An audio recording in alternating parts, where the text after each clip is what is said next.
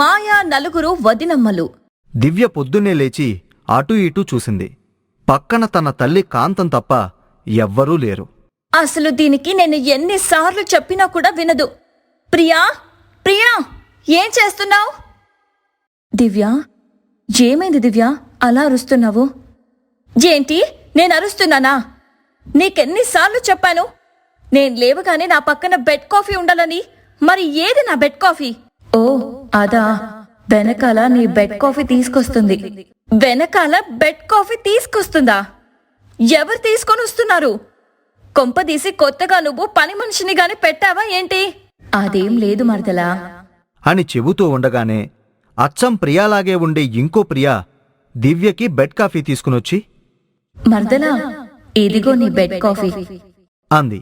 దివ్య ఆ ఇద్దరూ ఒకేలా ఉండటం చూసి కళ్ళు నలుపుకుంటూ ఆశ్చర్యంగా చూస్తూ, వదినా, నువ్వు నువ్వు అదేంటి దివ్య, కొత్తగా వదినా అని పిలుస్తున్నావు?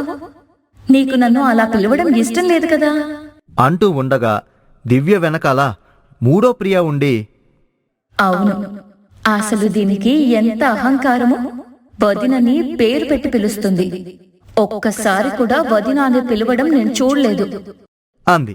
అక్కడ ఉన్న ముగ్గురు వదినల్ని చూసి దివ్యకి భయం పట్టుకుంది. వదినా, ఏంటిది? నాకు భయంగా ఉంది. ఎవరు వీళ్ళంతా? అందరూ నీలా ఎందుకున్నారు? అంటూ దివ్య భయపడుతూ ఉండగా ప్రియా రూపంలో ఉన్న మరో వదిన చేతిలో కత్తి పట్టుకుని వారి దగ్గరకొచ్చి, పాపం, ఇది రోజు ప్రియని ఎంత ఇబ్బంది పెడుతుందో అసలు. ఈ రోజు దీనిని చంపి ప్రియకి స్వేచ్ఛనిద్దాం అంటూ కత్తి తీసుకుని వెళ్లి దివ్య మెడ మీద పెట్టగా మిగిలిన అందరూ దివ్య కాళ్ళు చేతులు పట్టుకున్నారు. దానితో దివ్య గట్టిగా అరవటం మొదలుపెట్టింది. నన్ను చంపొద్దు, నన్ను వదిలేయండి వదినా. ఇంకొకసారి ఎప్పుడూ నేను నిన్ను ఇబ్బంది పెట్టను వదినా. ఇంకెప్పుడు నిన్ను పేరు పెట్టి పిలువను. కనీసం నీ ముందు తల ఎత్తి కూడా నడవను అంటూ దివ్య పెద్ద పెద్దగా అరుస్తూ నిద్రలో నుండి ఉలిక్కిపడింది. దివ్య అలా గట్టిగా అరుస్తూ ఉండగా తన పక్కనే ఉన్న కాంతం లేచి, ఏంటి అమ్మాయి, ఏమైంది అలర్చావు? బంగారం లాంటి నిద్ర చెడగొట్టావు నువ్వు. అమ్మా, నా కలలో వదిన వచ్చింది. ఒక్క వదిన కూడా కాదు, 4 వదినలు అంటూ దివ్య భయపడుతూనే చెబుతూ ఉంది. ఏయ్, ఏం మాట్లాడుతున్నావు నువ్వు? అయినా కొత్తగా వదిన అని అంటున్నావు. ఏం పీడకలొచ్చిందే నీకు? కలే అమ్మా, కానీ అది నిజం కాకూడదు. కలలో అది నన్ను చంపడానికొచ్చింది. ఏంటి, ప్రియ నిన్ను చంపడానికొచ్చిందా? దాని మొహం, దానికంత ధైర్యం ఎక్కడుందిలే. అక్కడ చూడు, నువ్వు లేవకముందే నీ కాఫీ అక్కడ పెట్టేసింది. దివ్య టేబుల్ మీద చూడగానే తన కాఫీ అక్కడుంది. అవునమ్మా, నువ్వు చెప్పింది నిజమే. దీనికంత ధైర్యం ఎక్కడిదిలే. ఇప్పుడు చూడు, దీన్ని ఎలా ఆడుకుంటాను. ప్రియా, ప్రియా అంటూ గట్టిగా పిలిచింది దివ్య. వెంటనే ప్రియా పరిగెత్తుకుంటూ దివ్య దగ్గరకొచ్చింది. ఏంటి దివ్య, ఏమైంది? ఏంటి ఈ కాఫీ? మొత్తం చల్లారిపోయింది. నాకు కాఫీ వేడిగా ఉండాలి అని తెలీదా? వెళ్ళి మళ్ళీ వేడి చేసుకునిరా. అలాగే దివ్య అంటూ ప్రియ ఆ కాఫీ కప్పుని తీసుకుని వెళ్ళిపోయింది. నిజానికి ప్రియ చాలా మంచమ్మాయి. తన భర్త పొట్టకూటి కోసం విదేశాలకు వెళ్లి పనిచేస్తున్నాడు. ఇక్కడ ఇండియాలో ఉన్న ప్రియని తన అత్తగారు ఆడపడుచులు వేధిస్తూ ఉన్నారు. ప్రియకి అమ్మా నాన్న అంటూ ఎవ్వరూ లేరు. తను చిన్నప్పటి నుండి లక్ష్మీదేవతని పూజిస్తూ ఉండేది. రోజూ పొద్దున్నే లేవగానే లక్ష్మీదేవతను పూజించిగాని వేరే ఏ పని కూడా చేసేది కాదు. ఒకరోజు పొద్దున్నే లేచి ప్రియ తలస్నానం చేసి లక్ష్మీదేవత ముందు కూర్చుని పూజ చేస్తూ ఉంది. అమ్మా, నాకు చిన్నప్పటి నుండి అమ్మైనా నాన్నైనా కూడా నువ్వే నన్ను, నా భర్తని, ఇంట్లో వాళ్ళని అందర్నీ జాగ్రత్తగా చూడాలి అంటూ ప్రియ లక్ష్మీదేవతకు మొక్కుకుని ఇంట్లో పనులు మొదలుపెట్టింది. కాని ఒంట్లో చాలా నీరసంగా ఉండటంతో ఏ పని కూడా చేయలేకపోతుంది. అమ్మా, ఇదేంటి, ఉన్నట్టుండి కళ్ళు తిరుగుతున్నాయి నాకు.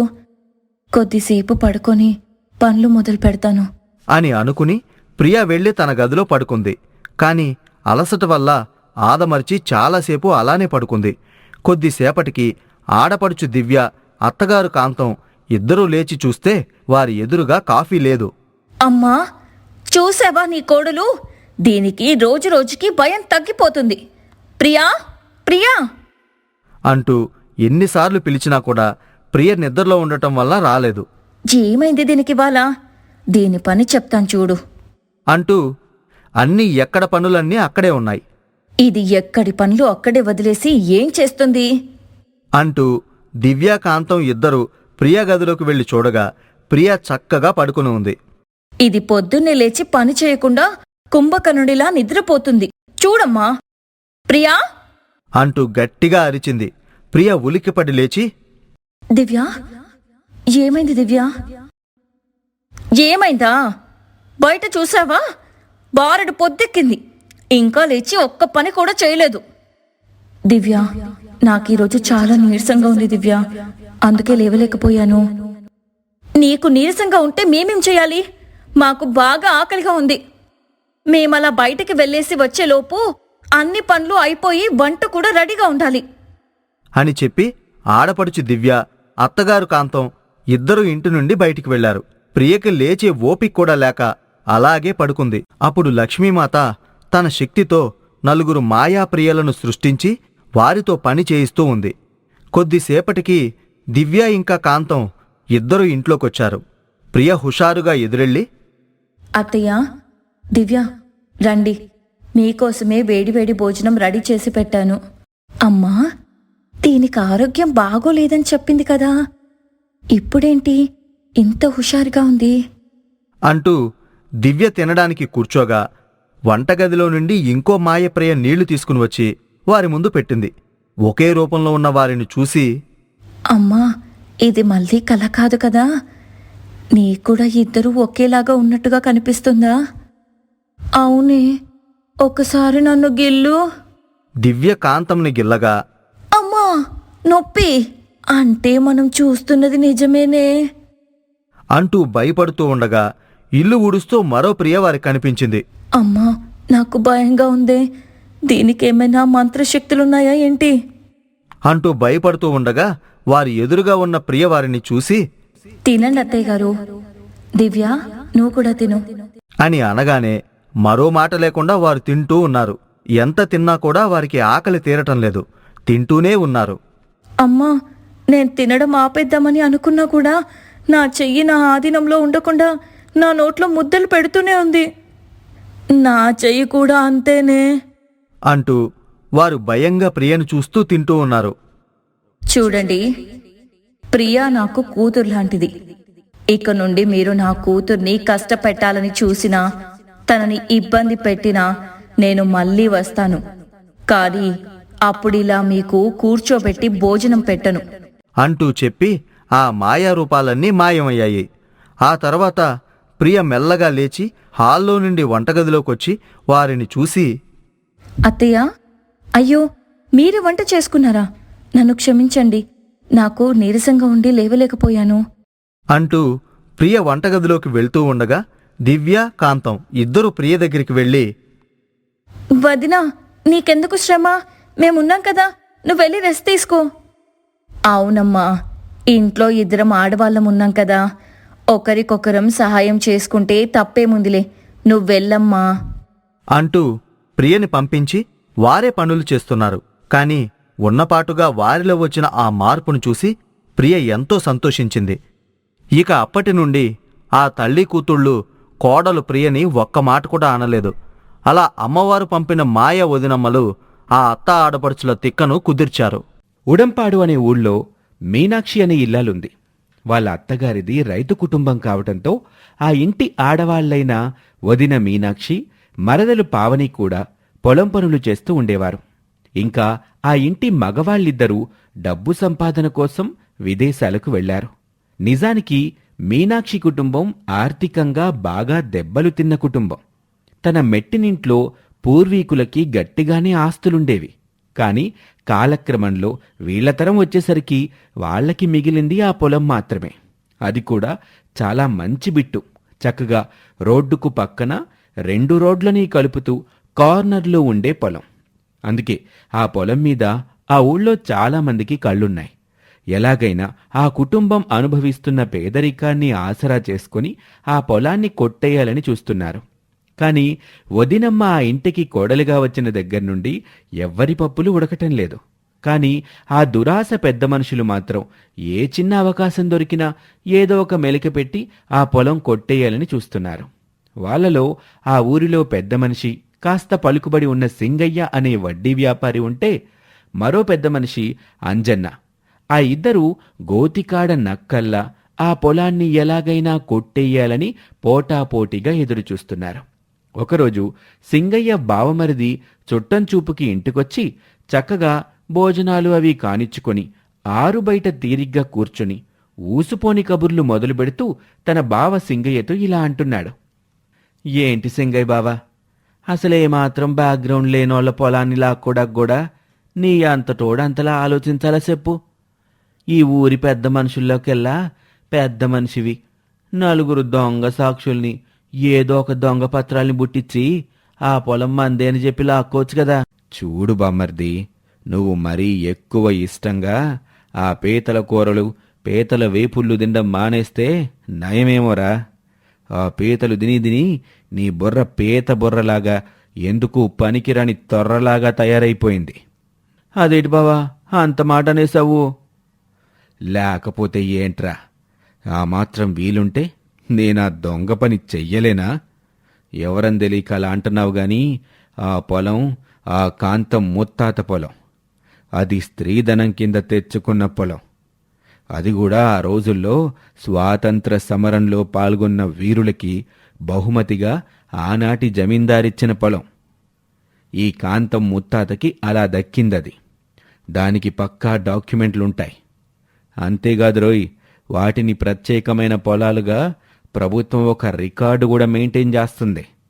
అందుకే ఏ దొంగ డాక్యుమెంట్లతో వాళ్ళని ఏమీ చేయలేం. అందులోకి ఇప్పుడు ఆ ఇంటికి కోడలొచ్చిందే మీనాచ్చి, అది పెద్ద కరోడారా బాబు. అందుకే మనం బలన్సీ పెట్టి ఏమీ చేయలేం. ఏం చేసినా అలా బలహీనతతోనే చెయ్యాలా అంటూ తన కుటిల పన్నాగాన్ని తన బావమరిదితో చెప్పాడు సింగయ్య. ఇదే విధంగా అటు అంజన్న కూడా ఏదో ఒకలాగా మీనాక్షి అత్తగారి పొలం లాక్కోవాలని కన్నేశాడు. ఇలాగే ఏళ్లు గడిచిపోతున్నాయి. ఒకరోజు మరదలు పావని తన వదినతో ఇలా అంటుంది. వదినా, ఈసారి పొలంలో చల్లే ఆపరాలకి మన దగ్గర పెట్టుబడి లేదు కదా, మరి పొలంలో పంటలా తీస్తాం ఈసారికి? నాకు అదే అర్థం కావట్లేదు మరదలా.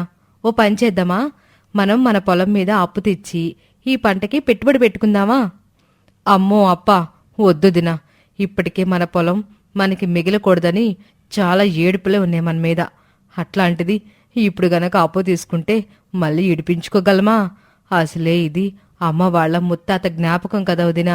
అందుకే పెద్ద మొత్తం అప్పు తీసుకోకుండా చిన్న మొత్తంలో ఒకరి దగ్గర పొలం పెట్టి తీసుకుందాం, ఇంకొకరి దగ్గర మన ఎడ్లని పెట్టి అప్పు తీసుకుందాం. ఈ ఎడ్లనా, మరి వాటిని తాకట్టు పెడితే మనం పొలం చేసేదెలా వదినా? అందుకు కిట్టయ్య ఎడ్లని అడుగుతాలే. ఎప్పుడూ అక్క అక్క అంటూ చాలా ప్రేమగా ఉంటాడు కదా, అడిగితే ఆ మాత్రం సహాయం చేయడంటావా? సరే వదినా, నీ ఇష్టం. అమ్మను ఒప్పించి అప్పు సంగతి చూద్దాం అని చిన్న చిన్న మొత్తాల్లో 2 అప్పులు ఆ ఇద్దరు పెద్ద మనుషులు సింగయ్య, అంజన్న ఇద్దరి దగ్గర తీసుకుంది ఆ పేద వదినమ్మ. అలా ఆ వదినా మరదలిద్దరూ అప్పు చేసిన డబ్బులతో అరువు తెచ్చుకున్న ఎడ్లతో వ్యవసాయం చేస్తూ ఉండగా ఇదే మంచి అవకాశం అనుకున్న ఆ పొలం మీద కళ్ళున్న ఆ పెద్ద మనుషులిద్దరూ సింగయ్య, అంజన్నలు కలిసిపోతారు. ఏంటి అంజన్న బావా, ఏంటి మరిప్పుడు మనం ఏం చెయ్యాలంటావు? ఏం చేసేదేంటి బావా, ఇన్నాళ్లుగా ఆ పొలం ఎప్పుడు తాకట్టులోకి వస్తుందా అని ఎదురు చూస్తున్నాం. అలాంటిది ఇప్పుడు మంచి అవకాశం వచ్చింది మనకి. ఈ సమయంలోనే ఇద్దరం ఒకరికొకరం కలిశామంటే ఆ పొలం చెరి సగం పంచుకోవచ్చు. సరే బావా, అలాగే గాని అని వాళ్ళిద్దరూ కూడబలుక్కొని అప్పు తీర్చే సమయం ఇంకా ఉండగానే వదినా మరదళ్ళ పీకల మీద కూర్చొని అప్పు తీర్చమని అడిగారు. అప్పుడా మరదలు కంగారు పడిపోతూ, అదేంటి బాబు, ఇప్పటికిప్పుడు డబ్బులిమ్మంటే ఎక్కడి నుండి తెచ్చేది? ఎక్కడి నుంచి తెస్తావో నాకేం తెలుసు. నా డబ్బు నాకిచ్చి నీ ఎద్దుల్ని తీసుకెళ్ళమ్మా. నేను మాత్రం ఊరికే ఎందుకుండాలా? ఆడికిచ్చినప్పుడు నాకు అప్పు కట్టేయాలా? అంటూ అప్పిచ్చిన పెద్ద మనుషులిద్దరూ మెలికపెట్టి పీకల మీద కూర్చున్నారు. అలా ఒక్కసారిగా పీకల మీదకి సమస్య వచ్చిపడేసరికి వదిన మీనాక్షి కూడా తొందరపాటులో ఏమీ అనకూడదని ఓపిగ్గా ఉండిపోయింది. ఆ అప్పు ఎలా తీర్చాలో తెలియక అయోమయంలో ఆ వదినా మరదలిద్దరూ ఆ రాత్రికైతే పడుకున్నారు. అయితే పడుకునే ముందు మీనాక్షి తన మనసులో దేవుడా, ఏంటయ్యా ఈ కష్టం అని అనుకుని అలా ఆలోచిస్తూనే నిద్రలోకి జారుకుంది. తెల్లారిపోయింది. మీనాక్షి దిగులుగా పొలానికి వెళ్లి బాధపడుతూ ఉంటే అప్పుడు ఎక్కడ్నించొచ్చిందో తెలియదు కాని ఒక ఎద్దు దారి తప్పి రంకెలేస్తూ రావటంతో ఆ ఎద్దుని మచ్చిక చేసుకుని తన బండి కట్టి పొలం మొత్తం దున్నేసింది వదినమ్మ. ఆ తర్వాత ఆ ఎద్దు ఎటుపోయిందో తెలియలేదు. అప్పుడు మీనాక్షి ఇలా అనుకుంటుంది, ఏంటిది విచిత్రం, నా కోసమే ఆ దేవుడు పంపినట్టొచ్చింది ఆ ఎద్దు. ఇంతలో ఆ ఎద్దు ఆమె వెనక నుండి వచ్చి తన కొమ్ములతో మీనాక్షిని కుమ్మేసి వెళ్ళిపోయింది. ఆ దెబ్బతో నిద్రపోతున్న మీనాక్షి ఉలిక్కిపడి లేచింది. తీరా చూస్తే అదంతా కల అని అర్థమైంది. ఆమె పక్కనే పడుకున్న మరదలు కూడా ఉలిక్కిపడి లేచింది. వదినా, నాకు కలలో ఒక తెల్లటి ఎద్దు కనిపించింది. అది నాతో ఏమందంటే, నేను శివయ్య నందిని, ఆయన పంపితేనే నీ కష్టం నీ వదిన కష్టం తీర్చడానికొచ్చాను. ఇక మీ కష్టాలు తీరిపోయే దారి దొరుకుతుంది. రేపు మీ పొలంలో విచిత్రం చూస్తారు అని చెప్పి మాయమైపోయింది. విచిత్రంగా ఉందే, నా కల్లో కూడా ఒక ఎద్దొచ్చింది. ఆ ఎద్దును వాడుకొని నేను మన పొలం అంతా దున్నేశాక అదేమో కనబడకుండా పోయింది. నేను దాన్ని వెతుకుతూ ఉంటే మళ్ళీ ఎక్కడుండొచ్చిందో వచ్చి నన్ను తన కొమ్ములతో కుమ్మేసిపోయింది అని తమకి కోయిన్సిడెంట్గా వచ్చిన ఆ కలల గురించి మాట్లాడుకొని మళ్లీ నిద్రలోకి జారుకున్నారు ఆ వదినా మరదళ్ళు. అలా తెల్లారింది. వదినా మరదళ్ళు పొలంలోకి వెళ్లి చూస్తే అక్కడ తమ పొలంలో మట్టుండాల్సిన స్థానంలో బంగారం కనిపిస్తుంది. అది చూసిన వదినా మరదళ్ళు ఆశ్చర్యపోతారు. దేవుడా, ఇన్నాళ్లకు నీ దయ మా మీద కలిగిందా తండ్రి? మా కలలోకొచ్చి మా కష్టాలన్నీ తీర్చావా స్వామి అని వాళ్ళిద్దరూ అనుకున్నారు. అలా ఆ వదినా మరదళ్ల పొలంలో మట్టి బంగారం అయ్యింది అన్న విషయం ఆ నోట ఈ నోట ఆ ఊరంతా పాకిపోయింది. అప్పుడు భయంతో సింగయ్య, అంజన్న ఇద్దరూ ఒక చోట కలుసుకొని ఇలా అనుకుంటున్నారు, అమ్మో, ఆ కాంతం కోడలు కూతురు ఇంత దైవభక్తి ఉన్నవాళ్ళు అనుకోలేదు బావా. సాక్షాత్తు పరమేశ్వరుడి నందే కల్లోకొచ్చి పొలాన్ని బంగారం చేసిపోయిందంటే అట్టాంటి అదృష్టవంతుల జోలికి పోతే మనకే శాపం తగులుతుంది. బాగా చెప్పావు బావా. వాళ్ళని కష్టాల్లోకి నెట్టి వాళ్ళ పొలాన్ని లాక్కుందాం అనుకున్నాం మనం. ఇంకా నయ్యో, ఆ పని పూర్తయ్యుంటే మన పని అయిపోయేదేమో. వెంటనే వాళ్ళ పొలం వాళ్ళకి ఇచ్చేద్దాం బావా అని వాళ్ళు భయంతో వచ్చి వదినా మరదళ్ళకి పొలం తాకట్టు పత్రాలు, వాళ్ళ ఎడ్లని అప్పగించి ఇంకెప్పుడు ఆ పొలం జోలికి రాము అని చెప్పి అక్కడి నుంచి వెళ్ళిపోయారు. ఈ విధంగా కష్టాల్లో ఉన్న పేద వదినమ్మకి, ఆమె మరదలికి ఏదో జన్మ పుణ్యం వల్ల అదృష్టం వరించింది. వాళ్ల పొలంలో మట్టి బంగారమైంది. బృందావనం అనే ఊరిలో సరోజ అనే మహాపిసినారి ఇల్లాలు ఉంది. ఆమె పీనాసితనం గురించి ఆ చుట్టుపక్కల జనం ఎవరిని అడిగినా కథలు కథలుగా చెప్పేస్తారు. అంత పాకిపోయింది ఆమె పిసినారి కీర్తి. ఇక ఈ సరోజకి ఒక్కగానొక్క కొడుకున్నాడు. అతని పేరు ఆదిత్య. తన తల్లి పీనాసి బుద్ధులు అతనికి రాకపోయినా చిన్నతనం నుంచి ఆ తల్లి పద్ధతులు, ఆ తల్లి పెంపకంలో పెరిగినవాడు కావటంతో ప్రతిదానికి సర్దుకుపోవటం, సర్లే అని వదిలేయటం అలవాటు చేసుకున్నాడు. అంతే తప్ప ఏనాడు తన తల్లిని ఎదిరించింది లేదు. అందుకే తన కొడుకు బంగారమని తెగ మురిసిపోయేది సరోజ. ఒకసారి సరోజ చెల్లెలు కాంతం ఆదిత్యకి ఒక మంచి పెళ్లి సంబంధం తీసుకొస్తుంది. అప్పుడు సరోజ ఇలా అంటుంది, చూడబే చెల్లి, పిల్ల మంచిదా, కుటుంబం ఎంత మంచిది అనే దాని మీద నాకు పెద్దగా పట్టింపేమి లేదు. కాని నా ఇంటికొచ్చే కోడలు ఘనంగా కట్నం తీసుకురావాలి. అంటే మా వియ్యాల వారు బాగా ఆస్తిపరులై ఉండాలి. అలాంటి సంబంధం ఉంటే చెప్పు. అంతేకాని మనకన్నా తక్కువ స్థాయిలున్న పిల్ల ఎంత మంచిదైనా నాకు చెప్పకే అని సరోజ చెప్పేయడంతో కాంతం అక్కడి నుంచి వెళ్లిపోతుంది. కనీసం వెళ్లిపోతున్న చెల్లెల్ని భోజనం చేసి వెళ్లవే అని కాని, ఒక పూట వండిపోవే అని కాని అనలేదు సరోజ. ఈ విధంగా ప్రతిదీ లెక్కలు కట్టి నడిపేది సరోజ. ఒక పెళ్లిళ్ల పేరయ్యొచ్చి సరోజతో ఓనాడిలా అంటాడు, అమ్మా సరోజమ్మా, మీరు కోరుకున్నట్టే చక్కటి స్థితిపరుల ఏకైక సంతానం ఉన్న సంబంధం. ఆ అమ్మాయి పేరు మహి. ఆస్తిలోనే కాదు, చదువులోనూ గుణంలోనూ అన్నింటిలోనూ చక్కటి పిల్ల. పైగా ఆ పిల్ల సంతోషం కోసం కన్నవాళ్లు ఎంత కట్నమైనా ఇవ్వడానికి సిద్ధంగా ఉన్నారు అని చెప్పటంతో వెనక ముందు ఆలోచించకుండా మహిని తన కోడలిగా చేసుకోవటానికి ఒప్పుకుంటుంది. ఇక ఆ తర్వాత పెళ్లి ఖాయమవటం, వెంటనే పెళ్లి జరగటం జరిగిపోతాయి. ఈ విధంగా పీనాసి సరోజకి చక్కటి అనుకువైన కోడలు వస్తుంది. వస్తూనే ఆ కోడలు ఘనమైన కట్నాలు సారెలు తీసుకురావటంతో సరోజ కూడా కోడలి విషయంలో బాగానే ఉంటుంది. ఒకరోజు మహి ప్రతిరోజులాగానే గుడికి వెళ్లి తిరిగొస్తుంటే దారిలో మతిస్థిమితం సరిగా లేని ఒక పెద్దాయన కనిపిస్తాడు. అతన్ని చూసి అతని మీద జాలిపడి ఆ తాతగారిని తన వెంటబెట్టుకుని ఇంటికి వెళ్తుంది మహి. ఇక ఇంటికి వెళ్ళాక కోడలు ఎవరో చుట్టాన్ని వెంటబెట్టుకొచ్చిందనుకుని సరోజ మనసులో ఇలా అనుకుంటుంది. ఇదేంటి కోడలి పిల్ల ఎవరినో వెంటేసుకొచ్చింది? కొంప తీసి భోజనం వేళ వరకు ఉంటాడా ఏంటి ఈ మనిషి అని అనుకుని పైకి మాత్రం ఇలా అడుగుతుంది. మహి, ఎవరమ్మా? మీ తాతగారా? మీ పెళ్లిలో ఎక్కడా చూసిన గుర్తే లేదు ఏన్ని అని అంటుంది.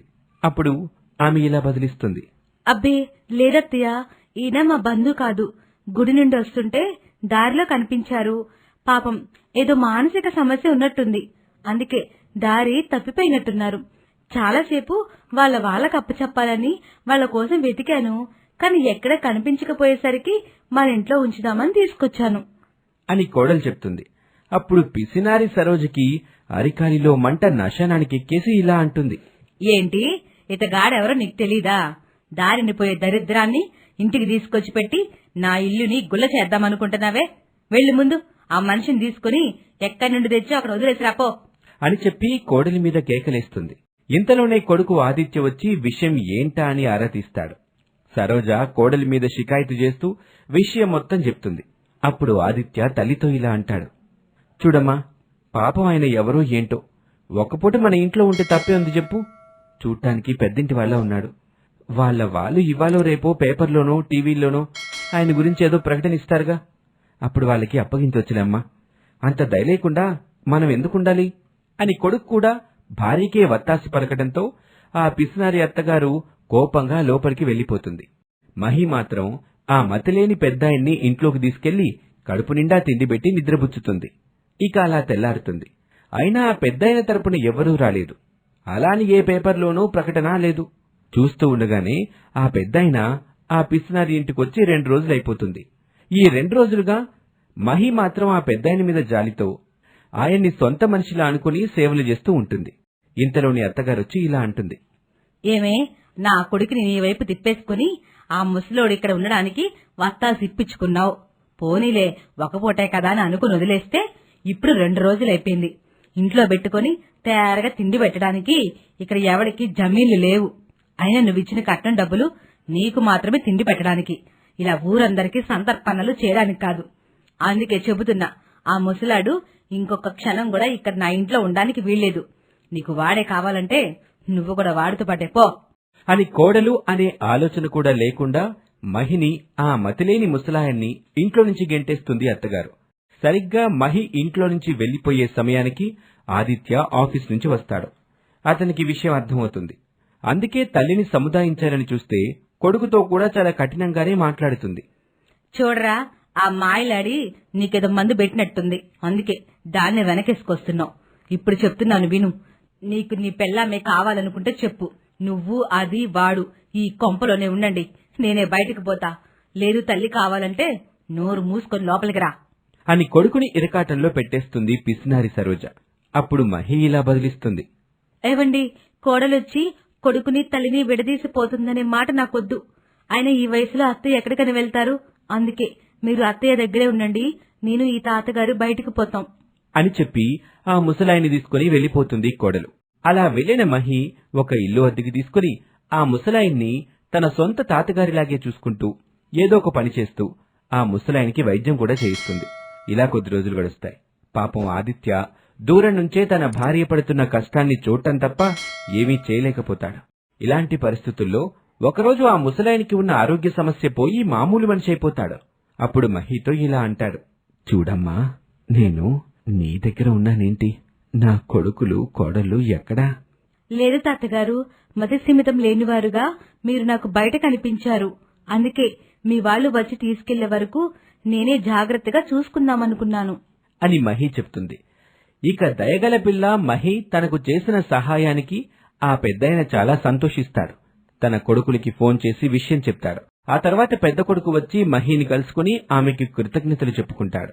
అలా మాటల్లో ఈ ముసలైన కారణంగా కాలిపోయిన ఆమె కాపురం విషయం కూడా చెప్పకుండా ఉండలేకపోతుంది ఆ అమాయకురాలు. ఆ బాధ చూసిన తర్వాత ఆ పెద్దాయన ఇలా అంటాడు, చూడరా పెద్దోడా, పాపం ఈ అమ్మాయి ఎవరో గాని మానవత్వంతో నన్ను ఇన్నాళ్ళు సొంత మనిషిగా చూసుకుంది. అలాంటి ఈమె అత్తగారికి ఎంత డబ్బు కావాలో ఆమె ముఖాన కొట్టు. ఈ అమ్మాయి కాపురాన్ని నిలబెట్టరా? సరే నాన్నగారు అని చెప్పి ఒక సూట్ కేసులో కోట్ల రూపాయలు తీసుకెళ్లి సరోజకిస్తూ ఇలా అంటాడు, చూడండమ్మా, తప్పిపోయిన మా నాన్నగారి వల్ల మీకు మీ కోడలి గారికి గొడవలయ్యాయని తెలిసింది. అందుకే ఆయన్ని కంటికి రెప్పలా చూసుకుని నయం చేసిన మీ కోడలి రుణం కొంతైనా తీర్చుకోవాలంటే నా చేతిలో ఉన్న కోట్ల రూపాయలు 1% కూడా సరిపో. అందుకే ఈ డబ్బును తీసుకోండి. మీకింకా ఏమైనా కావాలన్నా చెప్పండి. ఏమైపోయారో తెలియని మా నాన్నని మాకు ఆరోగ్యంగా అప్పచెప్పింది మీ కోడలు. ఆమె కోసం మా ఆస్తి మొత్తం వదులుకోవడానికైనా మేము సిద్ధం అని ఆ ముసలాయన పెద్ద కొడుకు చెప్పిన మాట విన్నాక సరోజకి జ్ఞానోదయం అవుతుంది. ఎవరో దారిని పోయే వ్యక్తి మీద దయ చూపిస్తే ఆ మనిషి కొడుకొచ్చి కాపాడినందుకు ఆస్తి మొత్తం ఇస్తానంటున్నాడని, వాళ్లు మనుషులకి బంధాలకి ఎంత విలువ ఇస్తారో అర్థం చేసుకుంటుంది సరోజ. వాళ్ల ముందు తనకి తాను నీచంగా కనిపిస్తుంది. అప్పుడు సరోజ ఇలా అంటుంది, లేదు బాబు, తప్పు నాదే. మనిషికి డబ్బు ఎంత ఎక్కువ ఉంటే అంత గొప్పవాడు అనుకున్నాను, కానీ మా కోడలు అదంతా అబద్ధమని నిరూపించింది. ఇక్కడ డబ్బు ఉన్నవాడు కాదు, పెద్ద మనసు ఉన్నవాళ్లు, సాటి మనిషి మీద దయ కలిగిన వాళ్లే గొప్పవాళ్లని నా కోడలు నిరూపించింది. అందుకే ఈ డబ్బుని తీసుకుని ఆమె దయకి నేను వెలకట్టి పాపం చేయలేను. ఈ డబ్బుని మీరే తీసుకెళ్ళండి. బంగారం లాంటి నా కోడల్ని నేనే తెచ్చుకుంటాను. దాని కాళ్లు పట్టుకుని క్షమాపణ కోరతాను అని చెప్పి కన్నీరు పెట్టుకుంటుంది. ఇక ఆ తర్వాత ఆ దయగల కోడల్ని తన ఇంటికి తెచ్చుకుని ఆమె మంచి మనసుని అర్థం చేసుకుంటుంది సరోజ. మెల్లమెల్లగా పిసినారితనాన్ని వదిలిపెట్టి పక్కవారికి సహాయపడ్డంలో ఉన్న ఆనందాన్ని తెలుసుకుంటుంది. కొడుకు కోడలతో ఆనందంగా జీవిస్తూ ఉంటుంది ఆ అత్తగారు. ఈ స్టోరీ మీకు నచ్చితే మా ఛానల్ని ఇప్పుడే సబ్స్క్రైబ్ చేసుకోండి. Thank you for watching.